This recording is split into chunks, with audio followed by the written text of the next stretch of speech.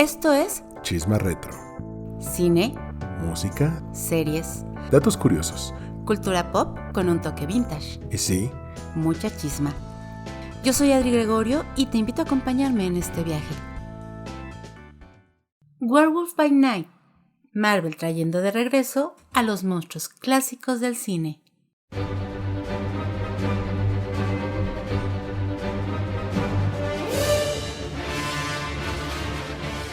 Hola, ¿qué tal? Bienvenidos a un nuevo episodio de Chisma Retro. Como siempre, yo soy Adri Gregorio y me acompaña Armando Ruiz, ¿cómo estás, Adri? feliz de la vida porque de verdad vamos a hablar de algo muy especial que no es una serie, no es una película, es una presentación especial. Se trata de el especial de Halloween, Werewolf by Night, que nos trae Marvel y que ha resultado una verdadera sorpresa, ¿no crees? Sí, una de las cartas que tenían para esta temporada de Spooky, en el caso de Disney Plus, es el primer experimento que hace Marvel en este sentido. No solamente porque aborda un mundo diferente al de los superhéroes, sino que hace este formato especial en el cual no es una serie de 6-8 episodios, pero tampoco es una película de 2 horas. Uh-huh. Y en poco más de 50 minutos, pues tiene la tarea de presentarte no solamente a un personaje o a un grupo de personajes, sino toda una nueva ala en todo este universo, que por cierto ya existía en los cómics, pero no era tan taquillero como los superhéroes que todos conocemos. Y que quizá justamente eso lo hace sentir como más fresco, no sé, como algo único, porque para muchos es el primer acercamiento a estos personajes que, si bien quienes los han seguido a través de los cómics los conocen perfectamente, para muchos es como algo distinto, algo nuevo y que dan muchas ganas de descubrirlo. Pero ¿de qué trata Werewolf by Night? En este especial abordamos en blanco y negro, completamente en blanco y negro, una historia en la cual un cazador de monstruos llamado Ulysses Bloodstone pues fallece después de una larga trayectoria como cazador de monstruos. Para ver quién es su sucesor y quién va a llevar una piedra mágica que él porta y que le ayuda a cazar monstruos, llamada la Bloodstone, pues llaman a los mejores cazadores del gremio. Muchos de ellos tienen pues más de 30 cacerías a sondar. Hay uno que tiene más de 100. Y también a la hija de Ulises, que se llama Elsa, para que compitan en una especie de pues concurso más parecido a The Hunger Games, y el que logra entrar a un laberinto y acabe con la vida de un monstruo que está ahí encerrado será el nuevo sucesor de la familia. Y bueno, aquí hay que acotar que el protagonista de este experimento es nada más y nada menos que Gael García Bernal. Sí, este personaje que tiene un nombre que de alguna manera tiene esa tradición de los de Marvel de que en el nombre llevas la penitencia, se llama Jack Russell. como la raza de perritos. Sí, y en el caso de él normalmente traíamos esta tradición de que todos los personajes de cómics eran hombres caucásicos, ¿no? Y por eso el nombre también. En este caso, pues no niega la cruz de su parroquia, incluso el acento mexicano se le nota bastante en todo el especial. Sin embargo, en ningún momento desentona el personaje. Te cuenta desde los primeros minutos que él tiene pues una historia familiar, un pasado, y dices, bueno, el nombre de Jack puede ser real, puede ser ficticio, no lo sabemos. Sin embargo, al momento que él se presenta dentro de ese círculo, no sé si tú lo viste, pero como que su presencia llenaba el lugar. Quizá justamente por su imagen, de entrada veíamos, por ejemplo, que tenía un cierto maquillaje en la cara que hace un poco referencia a otro de sus personajes, digamos, característicos, que fue el personaje de Héctor en Coco, que curiosamente fue ahí, de alguna manera, como lo conoció el director, porque el director en aquel momento era compositor de esa película y ubicaba perfectamente el trabajo actoral de Gael y también la parte de Mozart in the Jungle, por ejemplo. Esta serie fantástica de Amazon, ¿no? Así es. Y como él quería darle como una profundidad mayor al personaje, que de entrada en los cómics está como más hacia una cuestión, una persona caucásica común y corriente sin mayor problema, él trató de darle un trasfondo diferente y al hacerlo de una etnia distinta, le dio también un poco más de profundidad. Y algo que hay que reconocerle mucho a Gael García es que tiene ese carisma cuando lo dirigen muy bien. Esos detalles como las sonrisas que hace. Por ejemplo, hay momentos donde él necesita hacer como sonrisas cómplices, ya sea de coqueteo o de amistad. Y esa manera en la que sonríe y es tan encantador es algo que muy pocos protagónicos tienen. Si bien es algo que le notaba mucho que, por ejemplo, a diferencia de Diego Luna, que como que su voz ya la tenemos más ubicada por Andor, Gael creo que es el que más ha batallado con el inglés. Pero en este caso, creo que eso lo compensa con todo ese carisma actoral. Y obviamente que es una persona que tiene tablas y que no es su primer proyecto. Entonces, en esta bienvenida al MCU, creo que es un protagonista sui generis. Sin embargo, no por eso no le queda el papel. Al contrario, lo cumple a cabalidad. Y además se divierte muchísimo. Se nota que se le está pasando bomba. Es como dices, una actuación muy natural. Es una actuación que deja quizá incluso algunos rasgos medio torpes y que le da esa sensación como de humanidad también muy profundamente al personaje, que aparentemente, bueno, pues es un cazamonstruos que ha logrado cazar a más de 100 de estos especímenes. También complementando esto, no podríamos mencionar el encanto de Werewolf by Night sin esa química que tiene con su coprotagonista, que es Elsa Bloodstone, interpretada por Laura Donnelly. La verdad yo no ubicaba a Laura hasta que vi el tráiler y dije, oye, ¿dónde ha salido? Porque sí tiene como una presencia muy particular.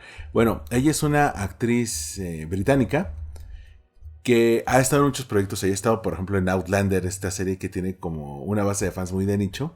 Y quizá lo más conocido es en HBO una serie creada por Josh Whedon. De nuevo, conexiones con Marvel. Con Marvel, ajá. Esta serie se llama The Nevers, que es algo así como personas con superpoderes, pero en la época victoriana. Y cuando ella incluso en su Instagram comenta esta noticia de que es casteada al mismo tiempo que Gael García para Werewolf by Night, uno no sabe qué esperar. Sin embargo, el personaje también me parece algo bastante fresco. No sé tú cómo lo viste, que no es la clásica, es que es la hija del cazavampiro, sino que realmente tiene su propia personalidad muy bien definida.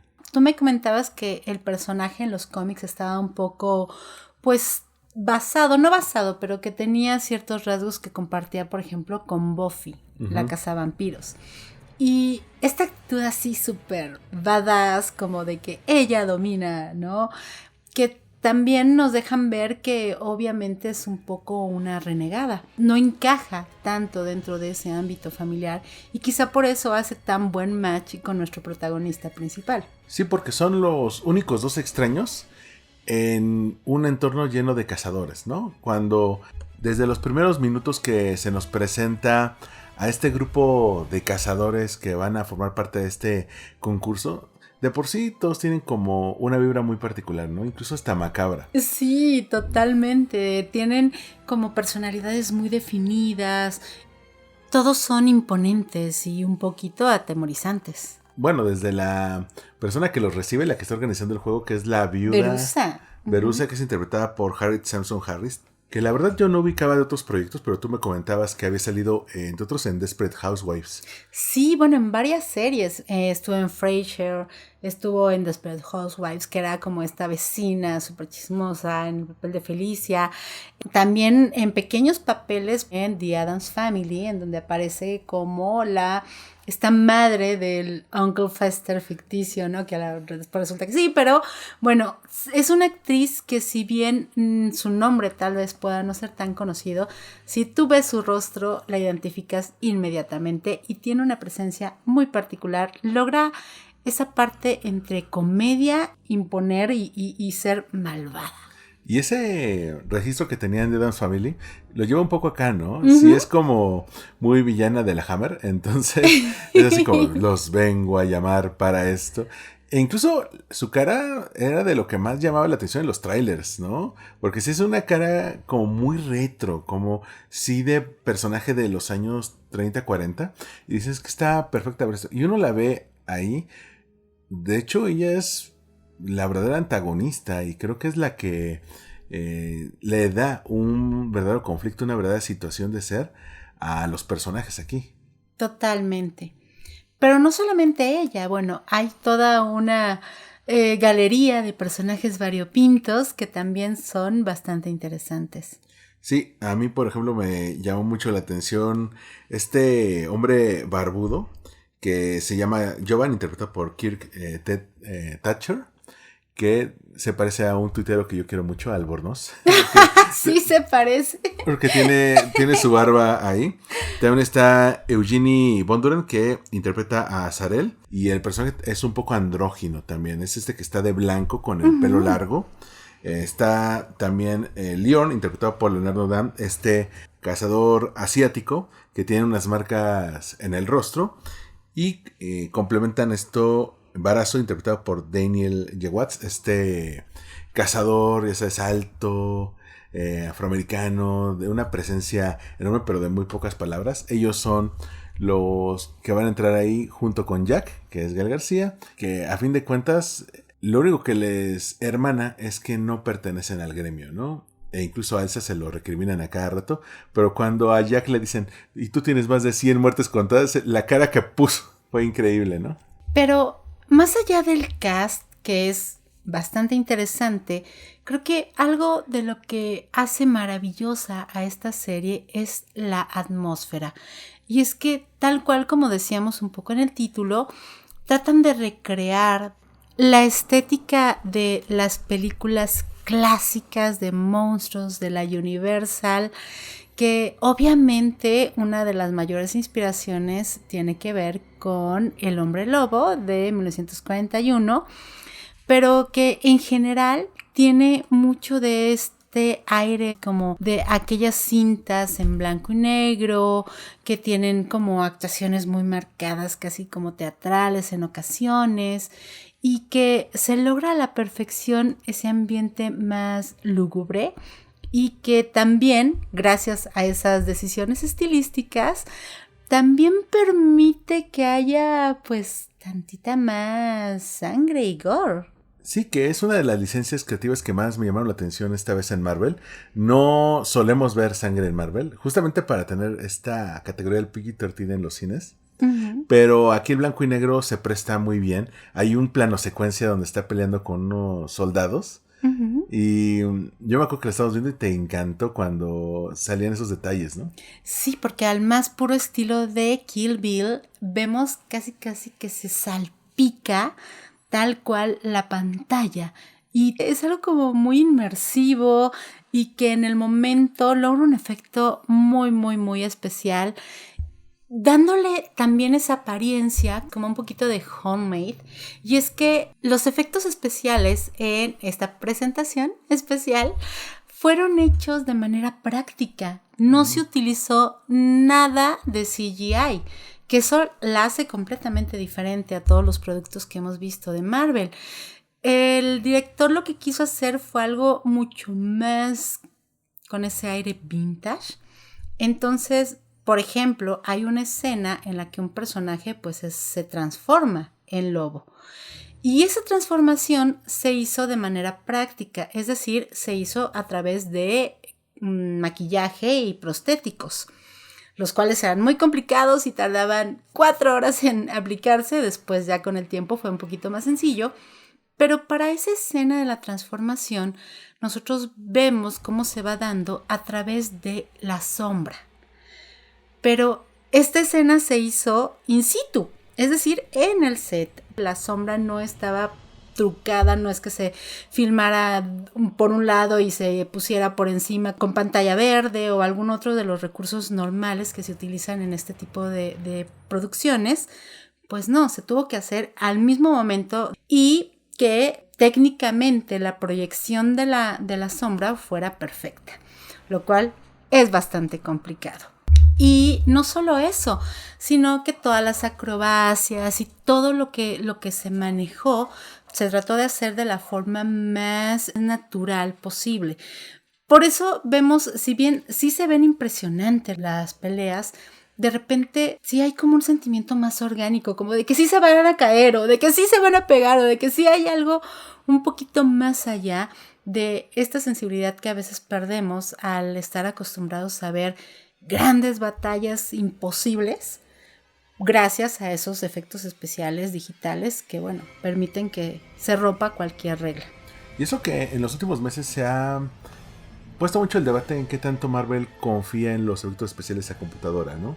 Para que un especial como este dé la luz, primero tiene que ser financieramente viable. Y creo que también el recurrir a efectos prácticos, por un lado, es un respiro fresco y obliga a todo el equipo de producción a buscar salidas creativas. Y creo que esta escena que mencionas, la de la transformación, a mí me parece increíble porque transformaciones de hombres lobo hemos visto en muchas películas. Mil películas. Desde... Bueno, hasta en videos. Sí. Thriller, Michael Jackson. Ah, claro. O por ejemplo la que vimos en la original del Hombre Lobo, que la estábamos viendo para prepararnos para este episodio. Que sí son como fade outs, pero a fin de cuentas ves cómo se transforma. O The Howling, la de Aullido de los 80, sí. Que para mí es de las mejores, pero también había otras como en Van Helsing, ¿te acuerdas? Que claro. Super CGI plasticosa. Aquí dijeron, no nos vayamos por ninguno de estos caminos, dejemos que la gente lo complemente con lo que ve en la imaginación. Y este juego de sombras, que es esta famosa escena que aparece en el tráiler donde está Elsa atrás, viendo aterrada, ¿no? Sí. Hacia enfrente, y tú solo ves la proyección de la sombra y cómo va transformándose. Exacto, y es mucho más terrorífico porque estás viendo la escena a través de sus ojos. Y creo que esa forma en la cual el director toma sus influencias de, ok, es cine que tenía bajo presupuesto, que los efectos especiales estaban despuntando, pero lo importante era cómo la creatividad se prestaba para contar una historia, y todo eso resulta muy efectivo para este especial. Justamente esa escena es como lo clásico del consejo de Steven Spielberg, ¿no? De no muestres tanto al monstruo. En este caso es muy, muy, muy clavada esa parte en la que solo nos dan como pequeños detalles y pequeños momentos en los cuales realmente vemos al monstruo como tal, incluso en sus secuencias de pelea, pequeños destellos en donde lo visualizamos. Y justamente es lo que hace muy interesante los recursos creativos del director y cómo soluciona ciertas escenas que si no tuviera un presupuestazo se verían bastante chafas. Otro de los efectos que son maravillosos y que también fueron hechos totalmente en el set de forma orgánica y que no tienen nada de digital es cuando nuestro personaje principal, Jack Russell, tiene que caminar hacia lo desconocido y está acompañado de un hombre tocando una tuba en llamas.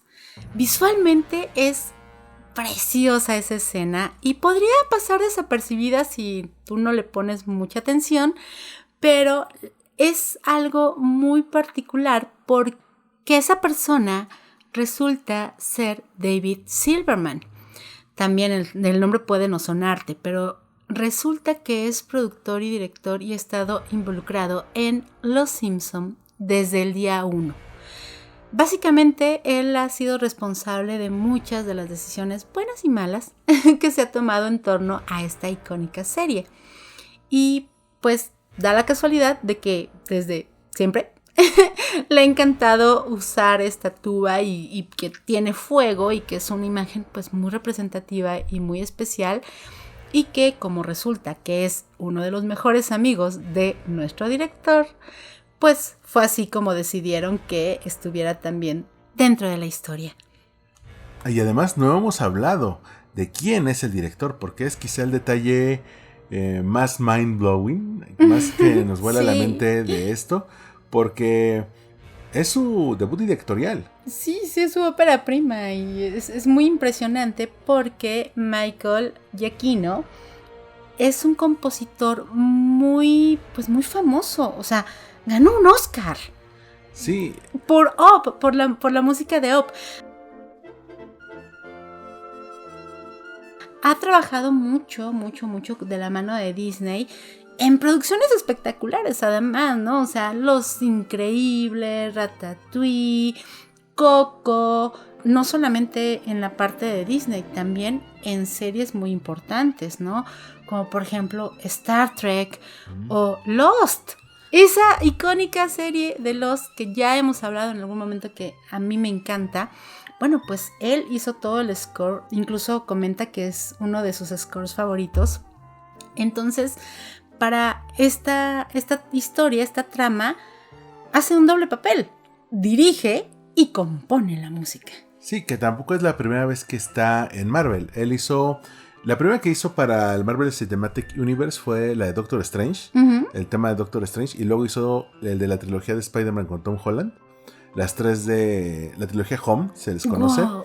Él hizo la música. Lo último que hizo para superhéroes fue con DC. Hizo el soundtrack de Batman, la de Robert Pattinson.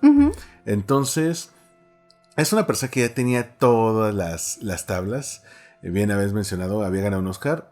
Yo creo que debería ganar más porque tiene unos temas increíbles. Dijo, a diferencia de John Williams, lo que él hace es que toma géneros como el jazz, el swing, y los lleva a esta música de cámara. Pero para el caso de Werewolf by Night, él quería tomar algunas referencias de su propia infancia o de las películas que veía con sus papás. Entonces, por supuesto que menciona la película que te mencionamos hace unos minutos, la del 41, pero también la legendaria Dimensión Desconocida, la Twilight Zone. Es bien padre. Cuando nos estábamos preparando para el episodio, bueno, yo me escuché 20,000 de sus entrevistas. Es un tipo muy divertido, es muy gracioso. Y bueno, pues él está muy emocionado porque pues obviamente es su ópera prima, es su bebé. Y el que además le hayan dejado hacer algo tan diferente a lo que se venía haciendo. Y está inaugurando una nueva forma de introducir nuevos personajes al universo cinemático de Marvel. Bueno, ha sido como muy vocal al decir que, aunque toda su carrera se ha desarrollado a través de ser compositor, su primer amor fue dirigir películas. Y que las hacía desde que era niño, con una camarita. Me recuerda mucho como un poco, ¿sabes? A Steven Spielberg, Super 8, porque...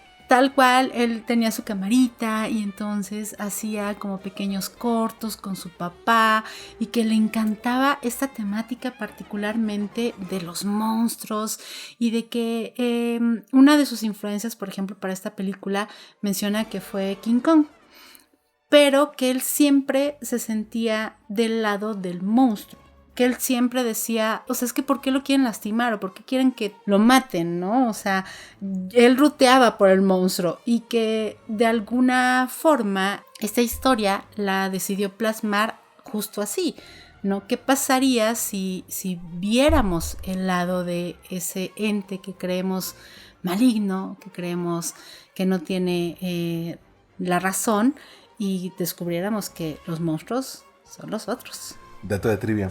Cuando después Steven Spielberg produjo una película llamada Super 8, dirigida por J.J. Abrams, musicalizada por Michael Giacchino. Por Michael Giacchino, sí. Sí, pero, es que es un círculo completo. Sí, personas creativas se apoyan entre ellas. Y creo que Marvel tomó un buen riesgo. Desde hace un tiempo, sobre todo desde que acabó la fase 3, han buscado darle un poco más de sello autoral. ¿No? Ya lo habíamos hecho antes con Taika Waititi, ¿no? Ya metieron a Sam Raimi, metieron a Chloe Zhao. En el caso de Michael, pues ok, tiene que buscar todavía como su línea, pero es un muy buen debut. Y además esto de los géneros. Sí, el género de terror es lo más cercano al terror clásico que hemos encontrado. Obviamente está el elemento de acción, obviamente tiene momentos de comedia muy a la Marvel. Muy a la Marvel. No podemos hablar Marvel sin meterle un poco de humor, pero aquí lo tienen muy, muy bien dosificado, en los momentos precisos, ¿no? y que es algo que es una tendencia que hemos estado viendo, por ejemplo, bueno, con WandaVision, ¿no? Ujú. Que fue sitcom, ¿no? Que fue como este tipo de experimento y que en cada una de las últimas producciones han permitido como más esa opción de ver, bueno, quizá en She-Hulk, pues vamos a irnos por la comedia, ¿no? Ujú. Por la comedia de situación tal cual. En este caso, pues vamos a ahondar en la parte del terror. Y eso es bien interesante porque al contar las historias a través de un género específico, nos ceñimos a digamos, esa condición. También, ojo, mucho se ha hablado de que obviamente este es un poquito el pase de entrada de los personajes, ¿no? A relacionarse con otras partes del universo Marvel. Pero aún como que han sido muy cautelosos. Ujú. No han querido prometer nada. Cuando le preguntan a Michael así de que, bueno, y entonces vamos a tener un cameo en Moon Knight o en un cameo en Blade, ¿no? No, pues él siempre es así como súper discreto y pues ya veremos, no sabemos. Pero pues si no se logra, y incluso en alguna entrevista lo comentó así, de que, ok, bueno, pues si no funciona, casi, o sea, no lo dijo tal cual, pero si esto se queda solo en una historia autoconclusiva, está perfecto, está maravilloso y fue un gran experimento, pero pues ojalá que a la gente le guste. Entonces hay una pequeña esperanza. Sí, como one shot funciona bastante bien, pero mucha gente, ahora que estamos viendo reseñas, decían, es que me funciona muy bien como piloto de una serie. Sí. Si este fuera el piloto de una serie, súper sí lo compro, ¿no? Sí, qué bonito eso, ¿no? Lo que decimos, de todas las críticas que veíamos, creo que todas eran, mayoritariamente eran positivas, y si algo se quejaban era de la duración, de que fuera muy cortita para hacer una película y muy larga para hacer una serie. Sí, 51 minutos. Y es increíble cómo esto son referencias circulares. La estética del personaje, la estética original, está basada justamente en la película del Hombre Lobo del 41. Uh-huh. El personaje de Werewolf by Night, como tal, surge en Marvel. Ay, sí, cuéntame, porque está súper interesante la historia y me dices que aparte tiene que ver como con esta cuestión de la censura, ¿no? Con los cómics. Sí, mira, la historia del personaje viene desde antes de que Marvel se llame Marvel. Wow. La editorial originalmente se llamaba Atlas Comics. Uh-huh. Y sacaron en el 53 un especial así de 5 páginas, una historia corta que se llamaba Werewolf by Night, donde era una persona sin nombre que se convertía en hombre lobo, y su estética se basaba mucho en la película de Lon Chaney Jr., ¿no? La del 41. Pero en ese entonces estaba el código de cómics, la autoridad de código de cómics, que salió en el 54 y puso muchas restricciones.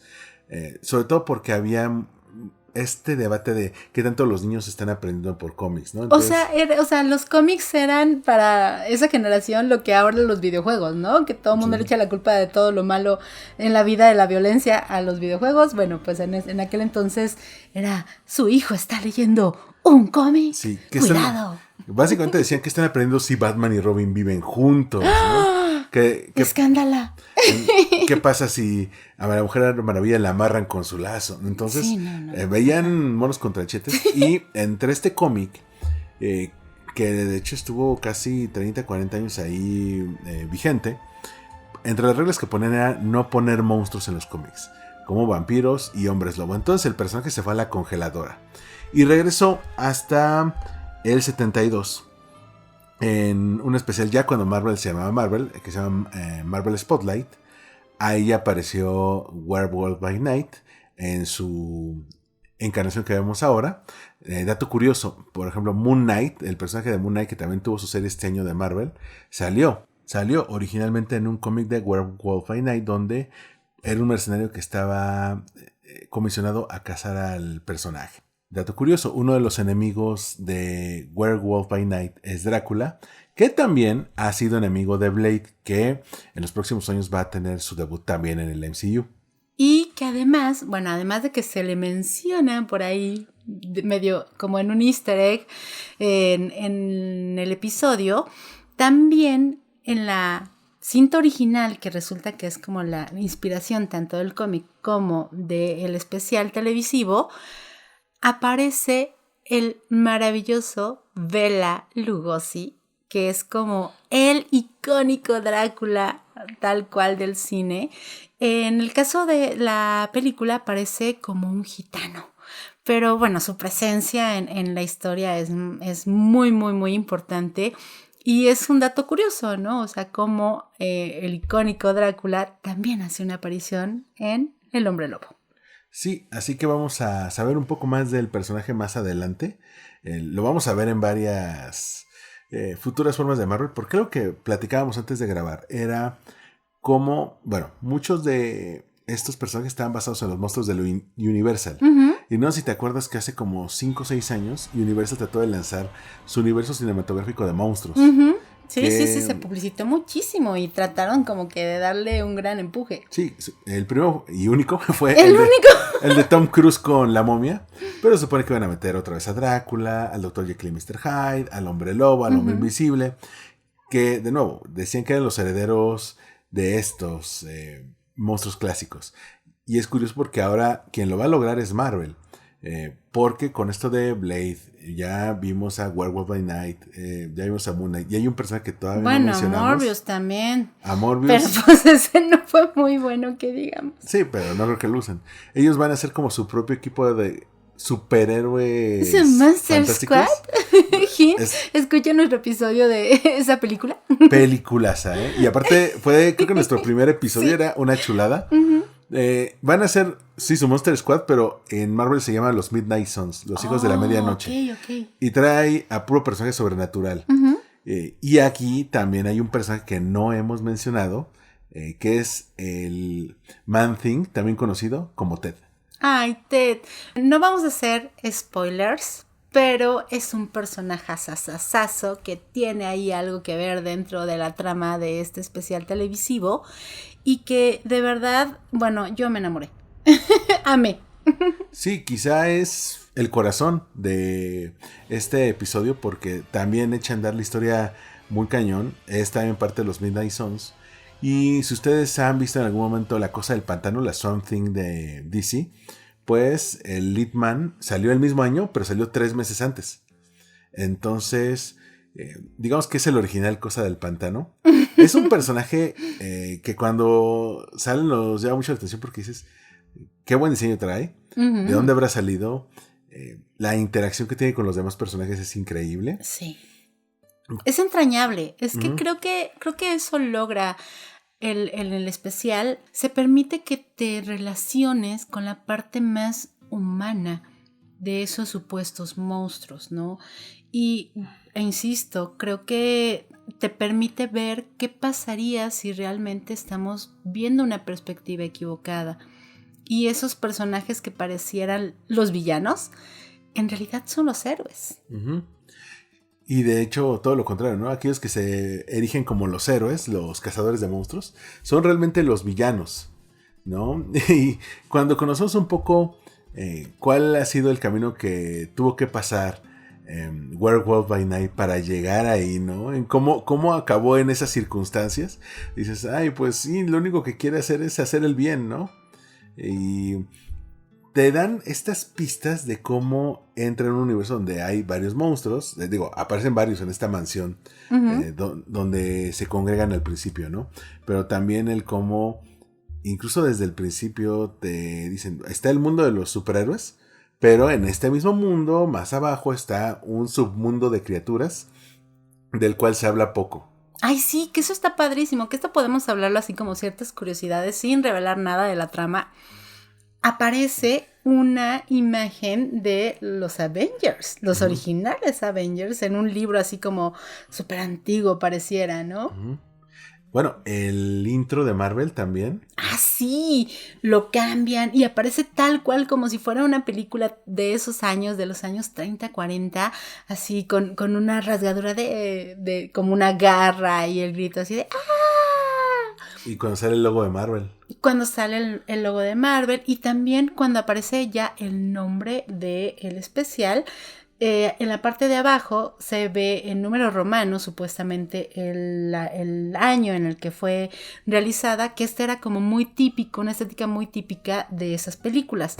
Aquí un detalle, Resulta que si ves ese número realmente no está correcto, no está escrito, o sea, es súper random, no está escrito el 2022, ¿no? O sea, no, es simplemente como fake. Era larguísimo, aparte. Sí.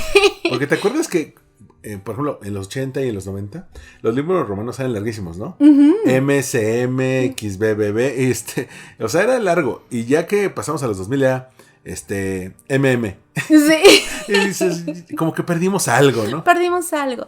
Y además, bueno, también dentro de esta estética y estos pequeños detalles que se agregaron a la cinta, las quemaduras de cigarro. Uh-huh. Lo que se llama las quemaduras de cigarro, que bueno, ya lo han comentado varias personas, que fue hecho adrede, ¿no? O sea, que si tú ves el especial, uh-huh, tiene una apariencia como medio rayada a veces, ¿no? Como que parece que tiene errores, pero la realidad es que obviamente el director decidió que se viera de esa manera para hacerte sentir más que estás viendo una película de los años 40. Estas quemaduras de cigarro, que también, pues si eres muy fan, lo recordarás en The Fight Club, por ejemplo, uh-huh, aparecían cuando se cambiaba el rollo, era como un aviso para cambiar el rollo de celuloide, y que pues era básicamente una indicación para quien proyectaba, la verdad, ¿no? Pero tiene esa característica que todos lo relacionamos con esas cintas de antaño. Sí, hay detalles ahí curiosos, muy ocultos. Por ejemplo, cuando sale el logo de Marvel Studios salen unos rayos estilo Frankenstein, que si bien nunca se menciona a Frankenstein, pues es imposible no encontrar ese detalle. Otro, cuando sale el título de Werewolf by Night, tiene esos detalles como de polvo, esas manchitas, como de película sí, vintage. Scratches, ¿no? Sí, scratches, los pelitos, todo eso. Llama mucho la atención. En algún momento juegan mucho con en qué tiempo estamos. Por ejemplo, en ningún momento usan teléfonos. Ajá. Pero, por ejemplo, muchos se acuerdan de el mensaje que dejó en holograma Tony Stark al final de Avengers. Sí. Y aquí tenemos a una persona que deja un mensaje póstumo, pero en una especie de teatro guiñol macabro. Ay, no, como animatronic. ¿Sabes? Como justo los de la mansión embrujada de Disney, ¿no? Sí. O sea, que se ve así como la proyección y la persona hablando así como súper robótica. I am rooting for you. I am rooting for you. Es que hay chistes maravillosos. Hay pequeñas bromas visuales que de verdad tienes que ver y que si las cachas, bueno, son súper divertidas. Nosotros lo vimos en inglés, con subtítulos en inglés, uh-huh, justo por eso, porque hay cosas que no se pueden traducir. Hay bromas, hay chistes que la verdad pierden su esencia cuando se traducen. Entonces, esos juegos de palabras son maravillosos, son muy, muy, muy divertidos. Y creo que justamente es en eso en lo que se basa más el humor del especial. Muchos se han quejado de que Marvel siempre tiene que hacer su chistecito, ¿no? Uh-huh. Creo que en le bajan mucho. El humor tiene más que ver con el nerviosismo, la torpeza del personaje, uh-huh, con pequeños gags físicos, pero no de pastelazos, sino como que si no lo cachas, o sea, si te volteas no lo cachas y no hace que no avance la trama. O sea, son pequeños detallitos así como nada más ahí puestos por si quieres, por si te gusta. Sí, o el bromance que hay entre él y su amigo también. Ay, eso es maravilloso, sí, no. Esa camaradería increíble. Otro detalle son las criptas. Hay una parte en la que entra a un lugar de criptas. Claro. En la cual pues mencionan algunos nombres curiosos, por ejemplo, un diseñador de producción que estuvo en buena parte de los de Marvel. Tienen varios nombres que son más como chistes internos. Sí. Y es un homenaje que hace Michael Giacchino a las personas que están detrás de cámara. Que si les soltamos ahorita todos los nombres, quizá dirían, ¿y ellos quiénes son? Igual, si tú los ves en el especial y dices quiénes son, ya han habido especiales que te dicen, todos estos son nombres, pero son personas que están en diseño de producción, uh-huh, en efectos especiales, gente que no aparece a cuadro, ¿no? Y Giacchino, que no, quizá de todos los que están detrás de cámaras, cuando era compositor, es de los que estaban más reconocidos, dijo, vamos a darle esa oportunidad para tener ese reconocimiento, ¿no? Y qué bonito, de verdad, porque eso te habla de alguien sumamente agradecido, que se acuerda lo que es no estar en el spotlight, ¿no? Creo que de verdad este especial se siente hecho con mucho cariño, como que muy como entre amigos, ¿no? O sea, lo que platicábamos de este hombre de la tuba en llamas, que es uno de sus amigos, o justamente este detalle de los nombres en las criptas, no sé, pequeños hints hasta, bueno, yo podría decir que el maquillaje de Gael que mencionábamos al principio, es que da como una reminiscencia, por ejemplo, a Coco. Son pequeños puntitos, que son pequeños detalles que pueden no ser significantes, pero que le dan cierta calidez y que te hacen sentir como parte de un club especial. Sí, en el caso de Gael, pues nos hace preguntarnos muchas cosas, ¿no? ¿Por qué tiene esas marcas? Las tiene de nacimiento, se las pone él, tiene que ver con su historia familiar. Él menciona un poco que tiene que ver con su historia familiar, pero nunca nos cuenta de qué va. Nada. Que es algo muy interesante de este especial. Te pone pequeñas semillitas de información, esperando que en algún momento te las resuelvan. Te resuelven algunas, más no todas. Otra cosa que me llamó mucho la atención es el laberinto de Gonel Jardín en el cual están. Sí. Que una vez que se revela, pues parece más maqueta que algo CGI. Sí. O sea, en el buen sentido. Porque Sí. luego pasa que te construyen estas ciudades imposibles en CGI y se ve que es una especie de ilustración. Sí. Y aquí al ver que es una maqueta como, por ejemplo, no lo tomen a mal, Día de la Independencia, por ejemplo, usa maquetas. Claro. Y se ve increíble. Sí, Y cierto. y todo se debe a que te dé una sensación de fisicalidad. De que esto... Es más orgánico todo, ¿no? Exacto. Y de nuevo, muy en homenaje a estas películas de los años 30, 40, ¿no? Incluso todavía Cleopatra llegó a utilizar estas maquetas enormes para un antiguo Egipto. Otro detalle es el de los gramófonos. O claro, fonógrafos. El fonógrafo. Música ligada a su recuerdo. O sea, quien quiera que haya subido un taxi en algún momento en esta Ciudad de México le tocó. Pero bueno, eso es no tan margen. Sí, el fonógrafo sale en 2 ocasiones en esta historia. La primera es dentro de ese jardín laberíntico. Tiene una canción llamada Wishing, también conocida como We'll Make It So, interpretada por Dem Berlin. La canción habla mucho sobre pues una persona que tiene que reconciliarse con la distancia, ¿no? Que ha encontrado cierta distancia con su familia y ocurre justamente cuando él se va pasando. Entonces nos da un poco el background de esta persona que se distanció de su familia y que ahora al tratar de reclamar esta joya, esta piedra, trata también de recuperar su lugar por derecho, que lo perdió por la distancia, ¿no? Entonces una manera de que ella misma se reivindique, aunque en este viaje pues va a haber pues retado su sistema de valores. Totalmente. ¿No? Pues es un gremio de cazamonstruos. Y la última parte a mí me fascina porque ponen una canción clásica. Clásica, la más clásica ever. Creo que es de las canciones más usadas en cintas, en series. Pero es que es fantástica. Pero es maravillosa. Que es Somewhere Over the Rainbow, de Judy Garland, la de la película El Mago de Oz de 1929. Con un paralelismo precioso visualmente hablando. Sí, porque, ojo, en la película está todo en blanco y negro, excepto por un detalle, la misma piedra, la Bloodstone. Rojo. Que es rojo. Que ya lo hemos visto. WandaVision. Algunos mencionaban WandaVision, pero me acuerdo que tú me decías, no, antes. Claro, antes, la lista de Schindler ya tenía el detalle. Claro. Y más atrás, pues obviamente, El Mago de Oz. Sí, claro. El Mago de Oz es de las primeras películas que usó el Technicolor. Esta técnica en la cual pues pintaban los fotogramas. O sea, un poco como George Méliès, pero un poco más detallado.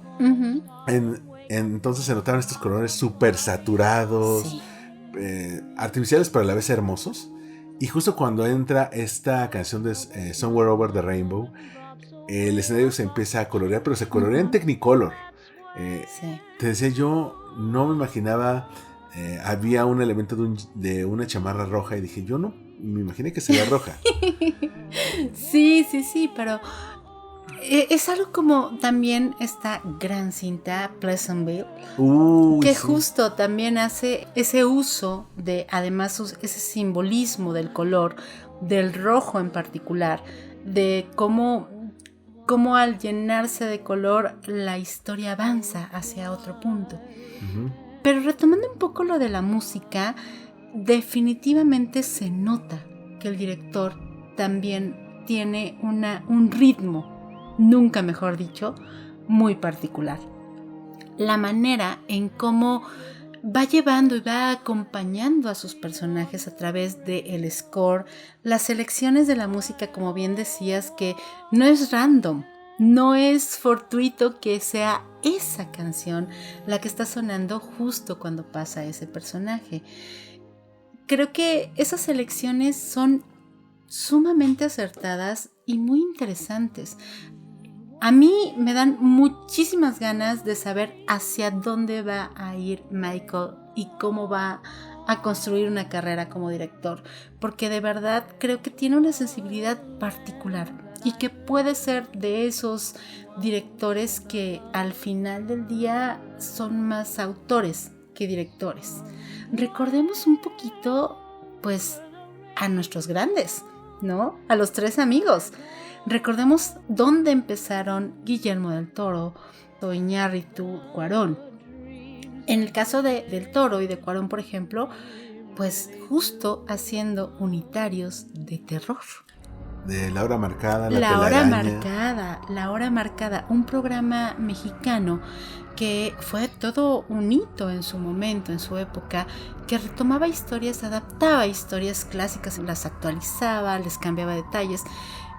Era un poco como nuestra clásica Dimensión Desconocida a la mexicana, pero estos grandes directores hicieron sus pininos ahí.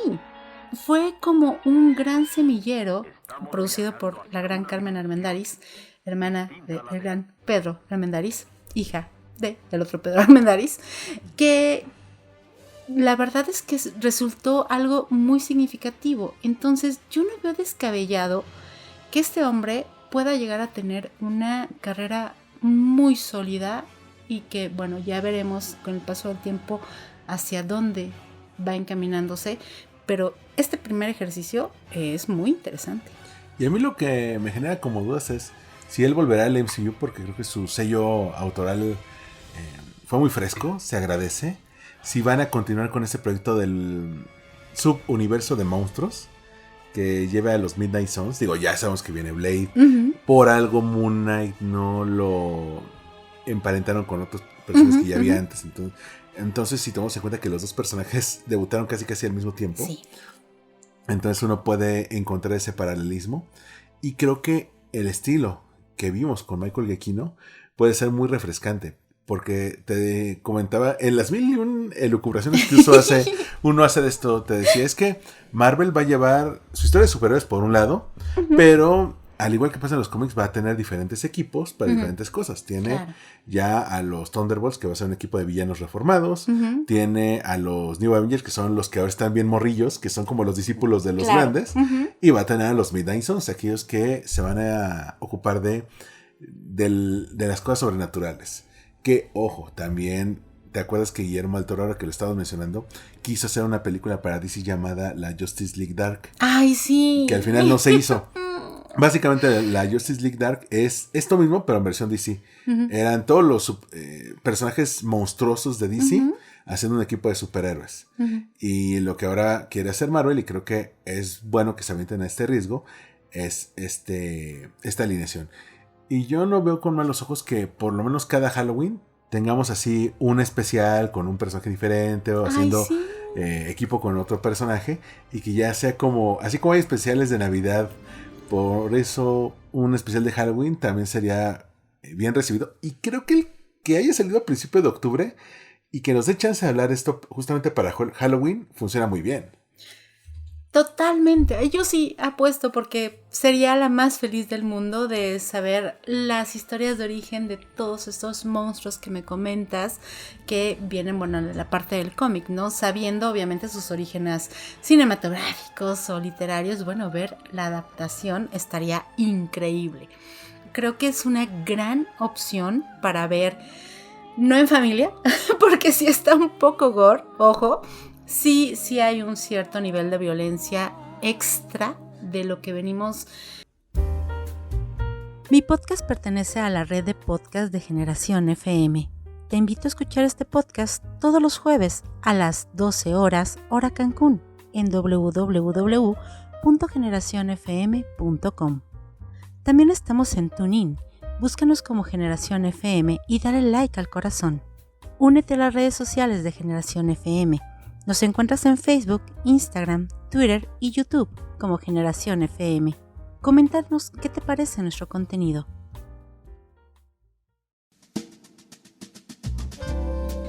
Gracias por escuchar Chisma Retro. Disponible en todas las plataformas de podcast. Sígueme en @adri_gregorio y @chisma retro.